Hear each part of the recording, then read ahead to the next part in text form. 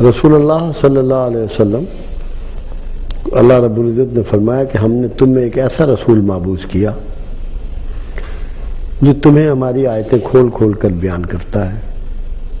کتاب کی تعلیم دیتا ہے، تمہارا تزکیہ نفس کرتا ہے اور حکمت سکھاتا ہے۔ جب آیتیں کھولنا آ گیا، کتاب کی تعلیم آ گئی، حکمت سکھانا شامل ہو گیا،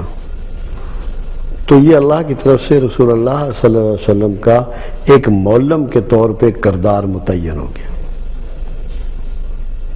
کیونکہ کتاب کی تعلیم دینا استاد ہی کا کام ہوتا ہے۔ اور رب العزت نے جتنے پیغمبران اسلام کو کتابیں عطا فرمائی ہیں، صحائف عطا فرمائے، وہ سارے کے سارے معلم ہیں، مگر آخری معلم کا انتخاب جب اللہ نے کیا تو اس کے لیے رسول اللہ صلی اللہ علیہ وسلم کا چناؤ ہوا، اور کائنات میں آنے والی سب سے مقدس اور عظیم کتاب آپ کے حصے میں آئی، اور اس کتاب کے لیے خود پروردگار عالم نے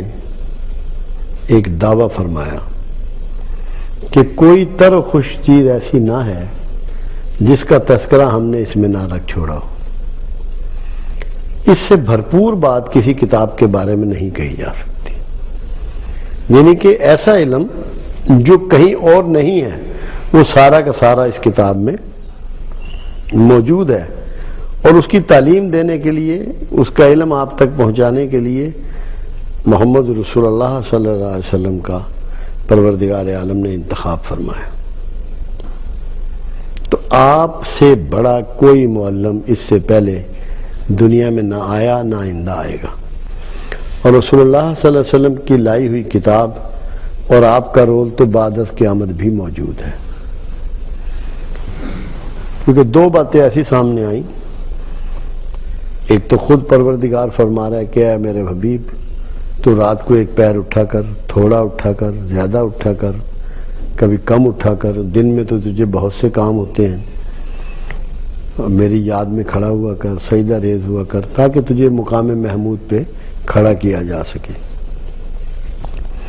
مقام محمود قیامت آنے کے بعد ہے، اس دنیا میں نہیں ہے۔ یہ اس لیے بتایا گیا کہ لوگوں کو یہ معلوم ہو کہ اس معلم کا جو رول ہے بعد میں بھی ہے۔ یہ جو ٹیچر آپ کو دیا جا رہا ہے، اس کا رول صرف اس دنیا میں نہیں ہے، اور قرآن کا رول ایسے ہے کہ جب رسول اللہ صلی اللہ علیہ وسلم لوگوں کی شفاعت فرما چکے ہوں گے تو بہت سے لوگ دوزخ میں رہ جائیں گے، تو آپ پھر پروردگار عالم کے حضور سجدہ ریز ہوں گے، تو رب العزت فرمائے گا کہ اے محمد صلی اللہ علیہ وسلم، ان کو کتاب نے روک رکھا ہے، یعنی کہ انہوں نے ایسی روگردانی کی ہے قرآن کی، اللہ کی کتاب کی، کہ وہ ان کے راہ میں نجات پانے میں رکاوٹ بن گئی۔ جب قرآن رسول اللہ صلی اللہ علیہ وسلم پر اترتا تھا تو آپ تیزی تیزی سے زبان گھماتے اور اس کو یاد کرنے کی، دہرانے کی کوشش فرماتے، تو وہاں اللہ تعالیٰ فرما رہا ہے کہ میرے حبیب پریشان ہونے کی ضرورت نہیں ہے، جب ہم تم پہ نازل کر رہے ہیں تو تمہیں یاد بھی کرا دیں گے۔ یہاں سے ٹیچر کا بنیادی رول سمجھ میں آتا ہے کہ جس نے آپ کو تعلیم دینی ہے، جس کتاب کی آپ کو تعلیم دینی ہے، اگر اس کتاب کے بارے میں اس کا نو ہاؤ پورا نہیں ہے، اس کی معلومات نہیں ہے، تو وہ آپ کو کیا تعلیم دے گا، آپ کو کیسے گائیڈ کرے گا، آپ کو کیسے ٹیچ کرے گا؟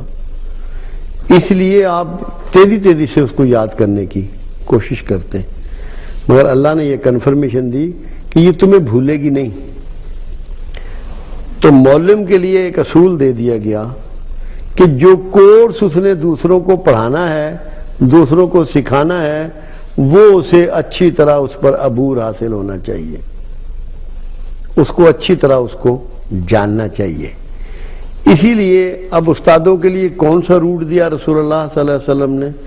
وہ روٹ یہ ہے کہ تمہارا ہوم ورک ہونا چاہیے. جس سبجیکٹ کے جس مضمون کے آپ استاد ہیں اس کی پوری تیاری آپ کو اپنے گھر کرنی چاہیے تاکہ کوئی بھی آپ کا طالب علم اس پر کوئی سوال اٹھائے, اس کو کوئی الجھن پیدا ہو جائے تو آپ کے اندر اتنی اہلیت ہو, کتاب سے آپ کا اتنا مس ہو کہ آپ اس کو بھرپور اور پورے طریقے سے اس کی تشفی کر سکیں, اسے بات سمجھا چکیں. تو ہمارے معلم نے ہمیں پہلا سبق یہ دیا.